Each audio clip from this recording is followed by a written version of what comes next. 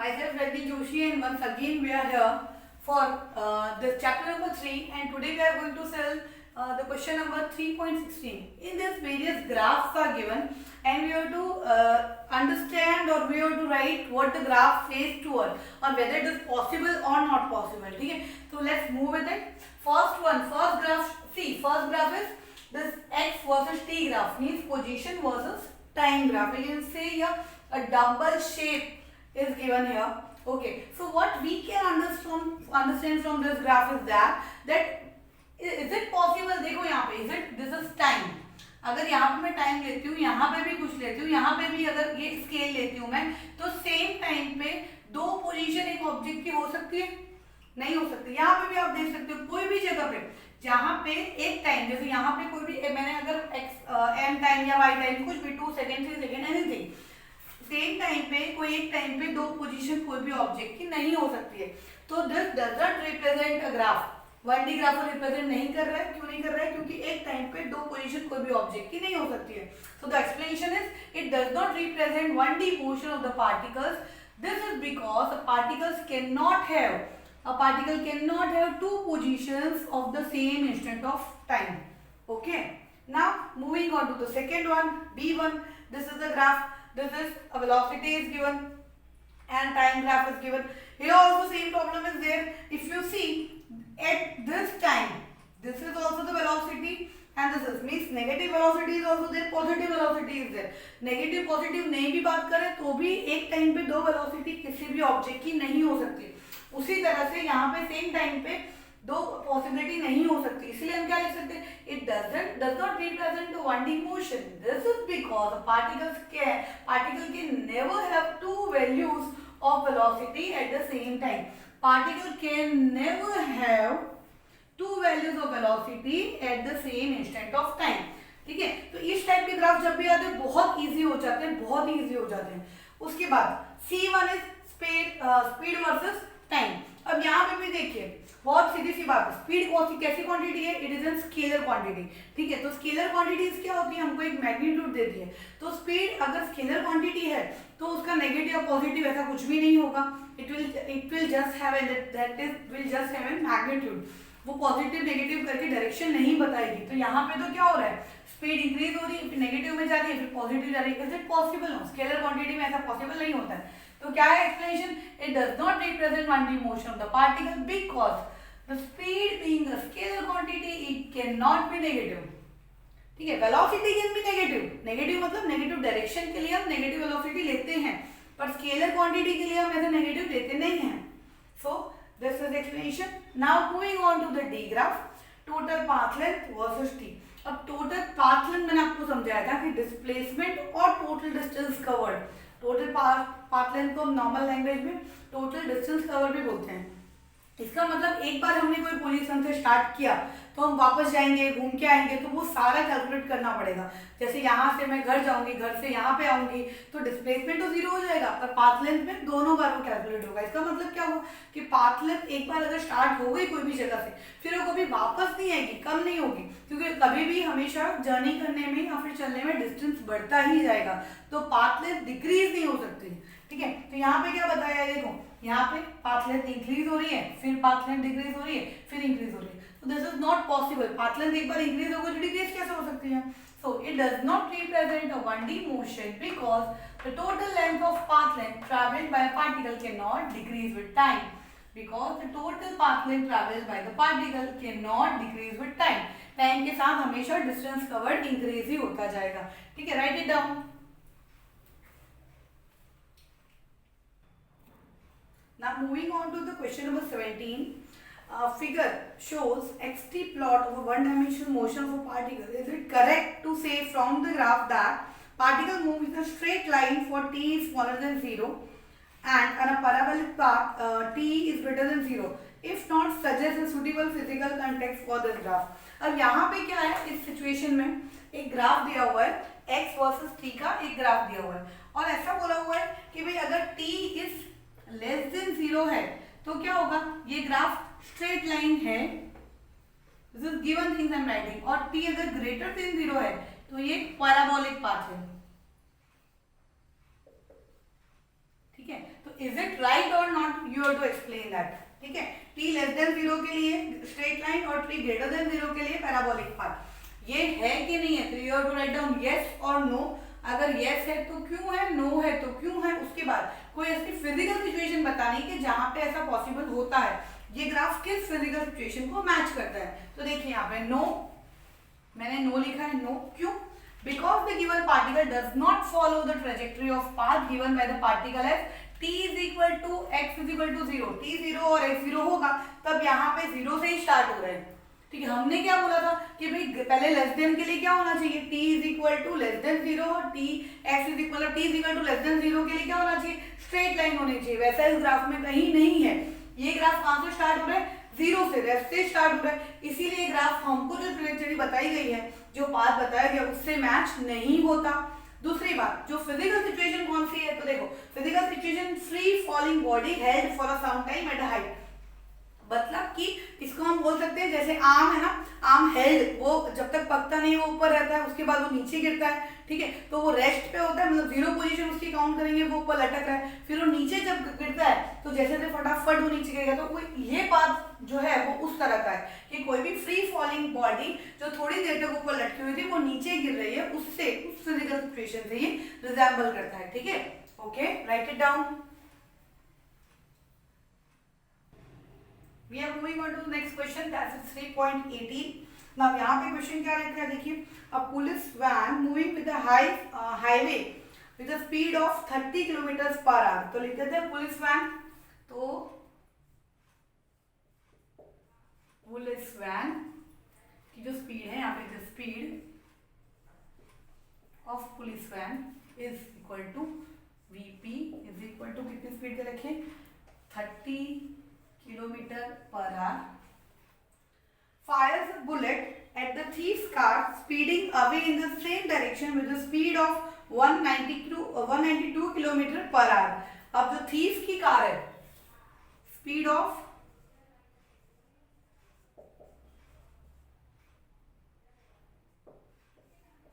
thief's car is equal to VT and that is given 192 kilometer per hour. If the muzzle speed of the bullet is 150 meter per second, muzzle speed of bullet is, so the VB, okay, so it is 150 meter per second. So with what speed does the bullet hit the thief's car? ठीक है, तो thief की car को कितनी speed से bullet लगेगी ये हमको देखना है। सिचुएशन कैसे दे रखी है कि यहाँ पे कोई थीफ भाग रहा है, थीफ की कार है, ठीक है, थीफ कार में भाग रहा है, यहाँ पे पीछे पुलिस की कार है। ठीक है, ये कौन किसकी कार है, थीफ की कार है, ये पुलिस की कार है, और पुलिस की कार में एक यहाँ पे पुलिस वाला यहाँ से बंदूक में, दिस इज बुलेट फायर कर रहे हैं। तो ये सिचुएशन दे रखी है यहाँ पे। ठीक है, इसमें इंसान की भी स्पीड दे रखी है, पुलिस की स्पीड दे रखी है, और ये थीफ की। जब हमने रिलेटिव मोशन वाला जो हमने रिलेटिव वेलोसिटी वाला हमने देखा था, तो हमने क्या देखा था कि भाई ये कैसे सॉल्व करते हैं, जब इसकी स्पीड आ जाती है तो कैसे होती है। सारे क्वेश्चन हम थियरी सेक्शन में कर चुके हैं, तो अब ये एक्सप्लेन। अब एक और बात, यहाँ पे स्पीड दे रखी है, ठीक है, पर स्पीड कभी रिलेटिव स्पीड नहीं होती है, हम हमेशा रिलेटिव वेलोसिटी की बात करते हैं। इसीलिए हमको यहाँ पे वेक्टर क्वांटिटी लगानी पड़ेगी, क्योंकि यहाँ पे डायरेक्शन की भी बात हो रही है। उन लोगों ने पहले स्पीड दी है, तो यहाँ डायरेक्शन बहुत मैटर कर रही है कि कौन सी डायरेक्शन में क्या फायर हो रहा है। इसीलिए हम लोग यहाँ पे क्या लगा देते हैं, rather writing speed we will write here velocity of things, because directions are also important when we are studying relative velocity. Okay, so ये सिचुएशन दे रखी है। सबसे पहले तो देखो यहाँ पे मीटर पर सेकेंड में है, यहाँ पे किलोमीटर पर आवर, यहाँ पे किलोमीटर पर आवर। तो हमारा पहला काम क्या होता है कि हम किलोमीटर पर आवर को किसमें चेंज करने के, मीटर पर सेकेंड में। उसके लिए हम क्या करते हैं, 5/18 से मल्टीप्लाई करते हैं, और जब इसको 5/18 से मल्टीप्लाई करोगे आपको आंसर मिलेगा 8.33 मीटर पर सेकेंड। इसको भी हम जब अगर 5/18 से मल्टीप्लाई कर देंगे तो हमको क्या मिलेगा, 53.33 मीटर पर सेकेंड। तो हमने सारी क्वांटिटीज को एक यूनिफॉर्म जो हमारी एसआई यूनिट है उसमें बदल दिया। तो अब देखो यहाँ पे सिचुएशन आपको पता है, बुलेट, पुलिस और थीफ। अब जो मदर स्पीड है, सबसे पहले हम देखेंगे कि बुलेट कैसे फायर हो रही है। तो बुलेट जो है वो पुलिस के वैन में है, ठीक है, पुलिस के वैन में है। तो हम पता है बंदूक मारते हैं तो पीछे से हमको जो धक्का लगता है वो अपोजिट डायरेक्शन में होता है। तो उसी में हम देखेंगे कि बुलेट जो है वो विद पुलिस कार, अगर उसकी हम स्पीड ढूंढेंगे तो क्या हो जाएगा। तो देखिए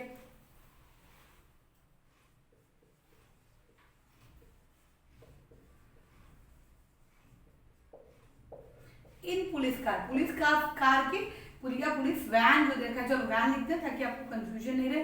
पुलिस वैन के साथ जो स्पीड है क्या हो जाएगी, वो मसल की है 150 प्लस जो हमारा पुलिस वैन थी उसकी थी 8.33, तो हमको मिल जाएगा 158.33 मीटर पर सेकेंड। ठीक है, थीफ की हमारी स्पीड हमको पता है कितनी है 53.33। अब ये दोनों कौन सी डायरेक्शन में जा रहे हैं, सेम डायरेक्शन में जा रहे हैं, तो हमको देखना है कि कितने उसको कितना झटका लगेगा। तो क्या होगा, दोनों का माइनस, तो स्पीड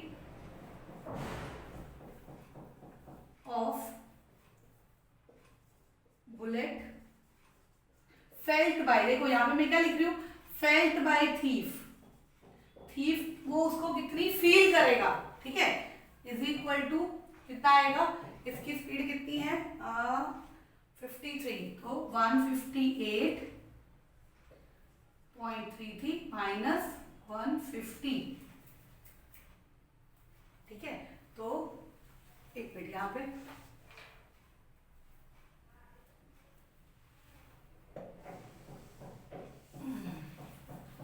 हाँ, थीफ की स्पीड है 53.30, तो हम करेंगे 158.33 यहाँ पे, और हमारी इसकी स्पीड है 153.33 इज इक्वल टू, देखो यहाँ पे जो बुलेट की स्पीड हो रही थी पुलिस की कार के वैन के बाद, वो यहाँ पे लिखी है माइनस किसकी स्पीड लिखी है, थीफ की, क्योंकि सेम डायरेक्शन में है तो क्या होता है, दोनों का माइनस हो जाता है, ये हमने पहले पढ़ा हुआ है। तो इसकी जो स्पीड हमको कितनी मिल जाएगी 105 मीटर पर सेकेंड। तो इतनी स्पीड फील होगी थीफ को, जब बंदूक उसको गोली लगेगी इतनी स्पीड से उसको फील होगी। ठीक है, क्योंकि सिचुएशन के according, this is the situation.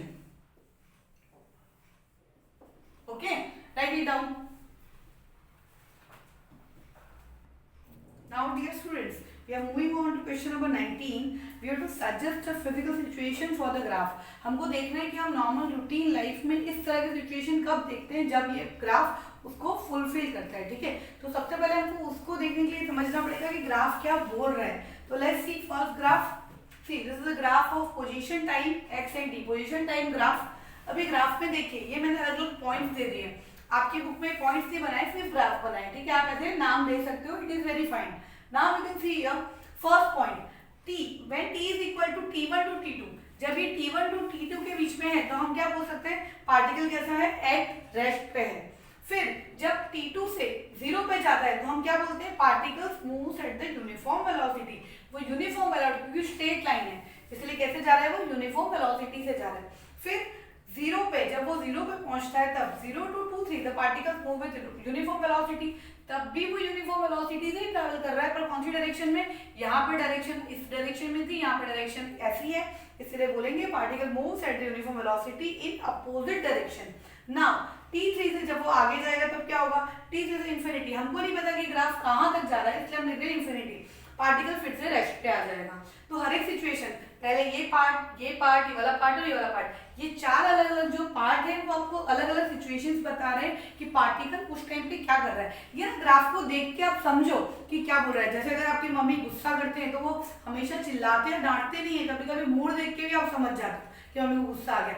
आंखें बड़ी करते हैं मम्मी तो समझ जाते हो कि गुस्से में कुछ चीज के लिए मना कर रहे हैं। तो इसीलिए एवरी ग्राफ टेल समथिंग, उसको आपको रीड करना, उसको समझना आपको आना चाहिए। ठीक है, तो इस टाइप की फिजिकल सिचुएशन हम कहाँ देखते हैं, तो अगर कोई फुटबॉल है जो रखा हुआ है फुटबॉल, उसको मैंने किक किया तो मैं किक करूंगी तब वो टकराएगा कोई दीवार को, जाके टकरा के वो वापस आएगा हमारे पास, तब उसकी स्पीड थोड़ी कम हो जाएगी। ठीक है, तो पहले रेस्ट पे था, सीधे डायरेक्शन में गया कुछ वेलोसिटी के साथ, फिर वापस आ गया, फिर थोड़ी देर के बाद क्या हो गया, वो उस जगह पे वापस आके जब तक वेलोसिटी होगी तब तक आगे आएगा, फिर रुक जाएगा। तो सेम सिचुएशन यही हो रही है कि पहले बॉल पार्टिकल रुका हुआ था, फिर उससे क्या किया, वेलोसिटी इंक्रीज हुई, फिर वो अपोजिट डायरेक्शन में आया, फिर बाद में वो रुक गया। तो this is the physical situation for this graph.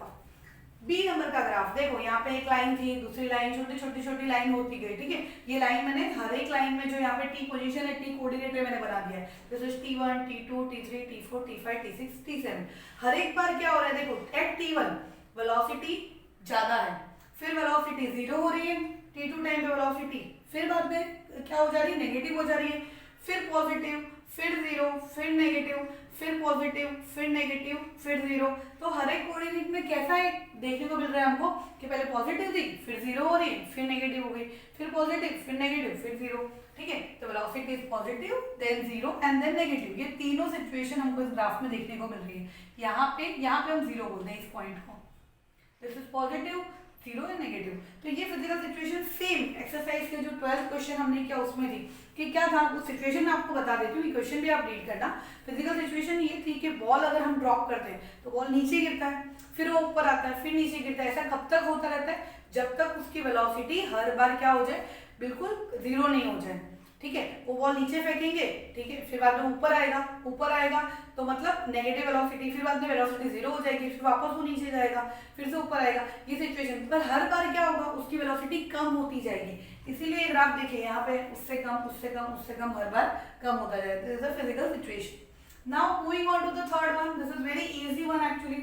Acceleration time graph दे रखा है, तो यहाँ पे देखिए टिल t1 क्या है, वो एक्सेलरेशन 0 है। इसका मतलब एक्सेलरेशन 0 कब होता है, जब वेलोसिटी यूनिफॉर्म हो जाती है, क्योंकि एक्सेलरेशन का मतलब क्या है, change in velocity with respect to time. तो चेंज इन वेलोसिटी मतलब v2 minus v1।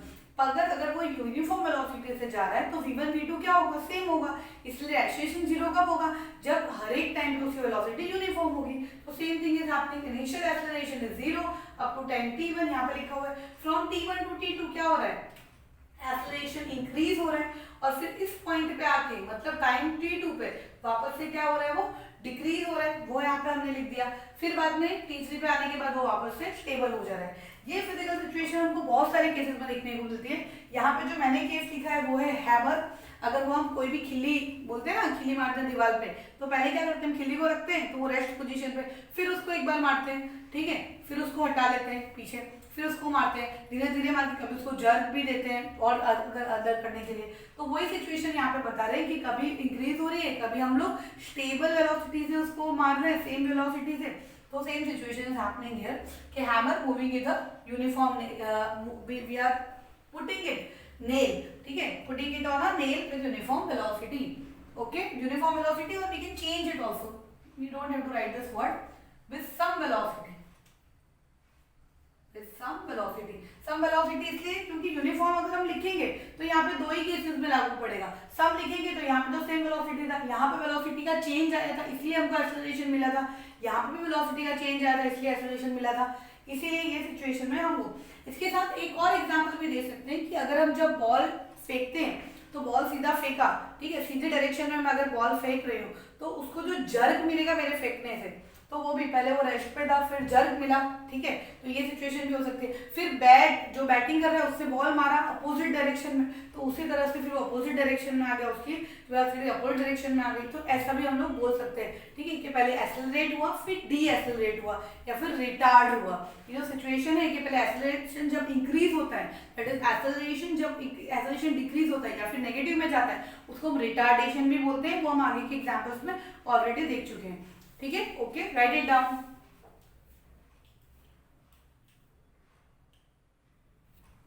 Dear students, now question number 20, 3.20. Now the figure is given and the figure 3 timing is given. See, 3 time दे रखा है, 1 is 0.3 second, 3.12 second and t is equal to minus 1.2 second. बहुत सारे time दे रखे हैं ऐसे तो, पर ये 3 जो टाइम दे रखे हैं हमको, वो 3 टाइम के लिए उसकी पोजीशन, वेलोसिटी और एक्सेलरेशन क्या होगी ये हमको बताना है, ठीक है। तो फर्स्ट से स्टार्ट करते हैं कि भाई जब वो 0.3 सेकेंड पे होगा पार्टिकल तब क्या होगा, तो उसकी पोजीशन कैसे होगी। देखो पहले तो 0.3 सेकेंड मतलब यहाँ इस बात पे, ठीक है, तो कौन से एक्सिस पे पॉजिटिव, तो position is position is negative, हाँ sorry, really sorry, this is position versus time graph. तो 0.3 पे उसकी पोजीशन कहाँ पे होगी, नेगेटिव कोऑर्डिनेट में आ रही है, दैट इज नेगेटिव। वेलोसिटी कैसी होगी, अब ये मैंने आपको बताया है कि हम क्या करेंगे, हमेशा देखेंगे थीटा कैसा हो रहा है। अगर 90 डिग्री से कम होगा तो हम बोलेंगे वो पॉजिटिव होगा, 90 डिग्री से ज्यादा तो उसका स्लोप होगा तो हम बोलेंगे नेगेटिव है। तो वेलोसिटी कैसी हो गई, नेगेटिव हो गई। अब देखिए जब 0.3 से हम आगे जाते हैं तो स्लोप और ज्यादा कैसा होता है, डिक्रीज होता जाता है।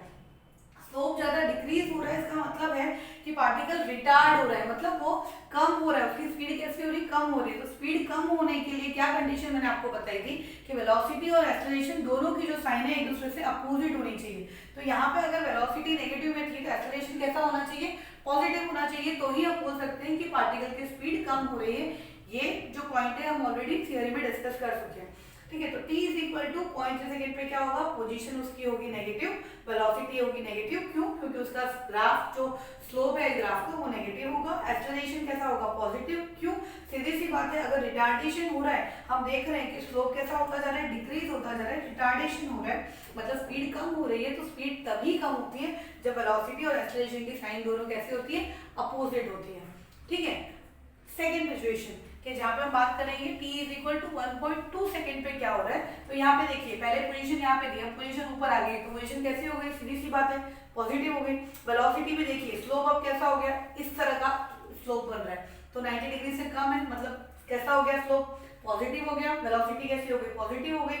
एक बार बाद जब हम यहाँ आगे बढ़ रहे हैं तो फिर से वही 1.2 के बाद फिर से वही सिचुएशन आ रही है कि जो स्लोप है वो कैसा होता जा रहा है, डिक्रीज होता जा रहा है। देखो यहाँ पे जैसे ही थोड़ा सा आगे बढ़ेंगे तो क्या हो जाएगा, वो डिक्रीज हो जाएगा, तो वापस से क्या हो जाएगा, स्लोप अगर माइनस होता जा रहा है तो क्या होगा कि उसकी स्पीड कैसी है, कम हो रही है। तो स्पीड अगर कम हो रही है, वेलोसिटी पॉजिटिव है, तो एक्सेलरेशन कैसा होगा, नेगेटिव। स्पीड बढ़ती है मतलब वेलोसिटी एक्सेलरेशन का साइन सेम होता है, स्पीड कम हो रही है पार्टिकल की, मतलब वेलोसिटी एक्सेलरेशन का साइन अपोजिट होता है, ये हमेशा याद रखिए, ठीक है। उसके बाद थर्ड सिचुएशन है t is equal to -1.2 second. Minus मतलब हम इस तरफ आ गए, तो ये जो पॉइंट है वो हमको बता रहा है -1.2 सेकेंड। अब यहाँ पे खुद देखिए कि पोजीशन कैसी है, नेगेटिव है, ठीक है। वेलोसिटी कैसी है, वेलोसिटी इस डायरेक्शन में मतलब 90 डिग्री से कम है, तो थीटा 90 डिग्री से मगा में मतलब उसका स्लोप कैसा होगा, पॉजिटिव होगा। तो वेलोसिटी कैसी है, पॉजिटिव। यहाँ पे जो एक अलग चीज हो रही है कि पार्टिकल बाद में आगे चल के उसकी वेलोसिटी क्या कर रहा है, वो इंक्रीज कर रहा है, मतलब उसका जो ग्राफ है, स्लोप का ग्राफ है, स्लोप बढ़ रहा है, ग्राफ का जो स्लोप है वो धीरे धीरे बढ़ता जा रहा है, और वो बढ़ने की वजह से हम क्या बोल रहे हैं कि वो एक्सेलरेट हो रहा है। अब जो एक्सेलरेट हो रहा है मतलब कि स्पीड इंक्रीज हो रही है, स्पीड इंक्रीज हो रही है, तो यहाँ पे क्या होगा, स्पीड इंक्रीज हो रही है, तो ये दोनों जो साइन है वेलोसिटी एक्सेलरेशन की दोनों सेम आएंगी, इसलिए दोनों पॉजिटिव आएंगे, ठीक है। तो this is very easy, you can see three situations are there, 0.3 second, 1.2 second and -1.2 second, ठीक है। तीन situation, this was situation number 1, this is second and this was third. We can explain them like this. Now we are moving on to next question, that is 3.21।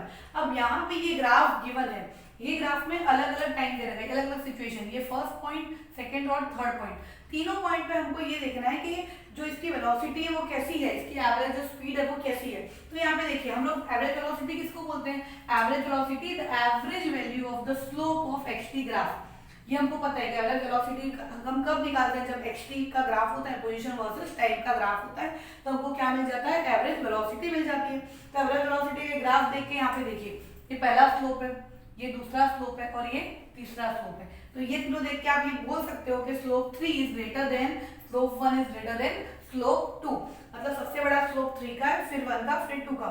उसी तरह से slope मतलब मैंने आपको पहले ही बता दिया कि स्लोप क्या है, एवरेज वेलोसिटी है, तो slope is now represented by average velocity. तो थर्ड वाला जो है, थर्ड सिचुएशन, वहां पे एवरेज स्पीड ज्यादा होगी, फर्स्ट में उससे कम और सेकंड वाले में सबसे कम, ठीक है। ये ग्राफ से आप बहुत इजीली पता लगा सकते हैं, ठीक है। उसके बाद अब देखिए साइन देखते हैं हम लोग, v1 v2 की पॉजिटिव है, तो v1 v2 मतलब ये भी ऐसा है, 2 वाला भी ऐसा ही है, तो 90 डिग्री से कम मतलब साइन कैसी हो गई, पॉजिटिव। यहाँ पे देखिए स्लोप जो है ऐसा बन रहा है, 90 डिग्री से ज्यादा मतलब कि वो नेगेटिव। बस ये दो तीन चीजें याद रखनी है, that will be very easy for you. Write down this question 20 and 21, okay, then we will move on to next question. Now we are doing question number 22. Here a graph is given. See, this graph is given, and in all the three positions they are asking that what will be the velocity and acceleration at the point. ठीक है, ये पहला interval है, दूसरा interval है, तीसरा interval है। A, B, C, D वो अलग से पॉइंट्स हैं स्लोप वाले, जो यहाँ पे पिक है, ये डिप है, ये पिक है, ये अलग से पॉइंट है। तो पहले हम बात करते हैं कि जो स्पीड और टाइम का ग्राफ है उसकी बात करते हैं कि ये फर्स्ट, सेकंड, थर्ड इंटरवल के ड्यूरेशन में क्या क्या होता है, ठीक है। पहले तो ये दिख रहा है कि ये सारे कैसे हैं, सब पॉजिटिव है, ठीक है, सारे पॉजिटिव डायरेक्शन में है। अब स्लोप देखेंगे हम ग्राफ का, स्लोप फर्स्ट वाले अगर इंटरवल का स्लोप देखेंगे तो कैसा हो जाएगा वो पॉजिटिव, इसीलिए हमारा v कैसा है पॉजिटिव, और स्पीड यहाँ पे क्या हो रही है इंक्रीज हो रही है। हमने जो इससे पहले वाला फंडा उसने बोला था वेलोसिटी और एक्सेलरेशन को देख के स्पीड कैसी है, यहाँ पे वेलोसिटी और स्पीड को हम देख के बता सकते हैं कि जो एक्सेलरेशन है वो कैसा है, स्पीड इंक्रीज हो रही है।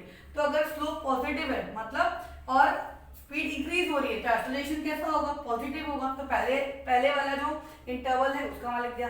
सेकंड इंटरवल देखिए यहाँ पे कैसा है नेगेटिव है, ठीक है, नेगेटिव 90 डिग्री से बड़ा मतलब नेगेटिव, ठीक है, पर स्पीड कैसे हो रही है उसकी इंक्रीज ही हो रही है, फटाफट जा ही रहा है वो, कहीं रुक नहीं रही है, तो एक्सेलरेशन कैसा होगा नेगेटिव। स्पीड कैसी होगी पॉजिटिव। देखो स्पीड है ना जो यहाँ पे भी स्पीड पॉजिटिव होगी, यहाँ पे भी स्पीड पॉजिटिव होगी, ये दोनों भले नेगेटिव नेगेटिव है, क्यों, क्योंकि स्पीड एक स्केलर क्वांटिटी है, उसको डायरेक्शन से कुछ लेना देना नहीं है, इसलिए स्पीड कैसे होगी पॉजिटिव। अब थर्ड वाले में देखिए स्लोप कैसा है जीरो, ए बी जीरो, मतलब कुछ फर्क नहीं पड़ेगा, वहां पे हमको स्लोप भी जीरो मिलेगा और एक्सेलरेशन भी जीरो है, ठीक है।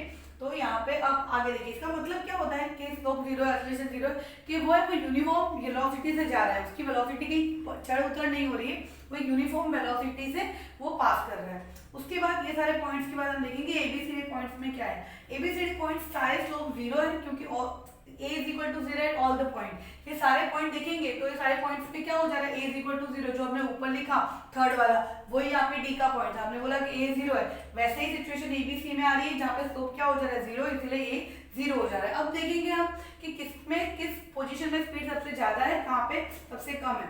In the region 3 any speed is greater than region 3, सबसे ज्यादा स्पीड कहाँ होगी उसकी रीजन 3 में। स्पीड ज्यादा क्यों होगी, क्योंकि उसको पिक क्रॉस करना है, इसलिए सबसे ज्यादा स्पीड कहाँ पे होगी रीजन 3 में। और इन रीजन 3 एक्सेलरेशन इज ग्रेटर, और इन द रीजन 2 एक्सेलरेशन भी कहाँ पे होगा, sorry this line is a mistake, we don't have to write this line, हां, in third region the acceleration is greater in region 2।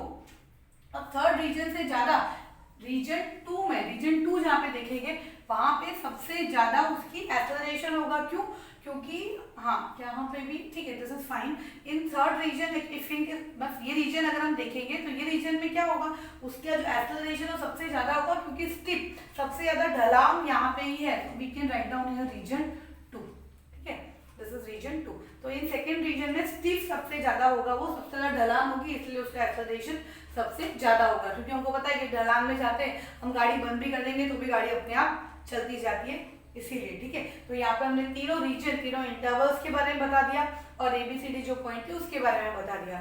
So right it down, okay.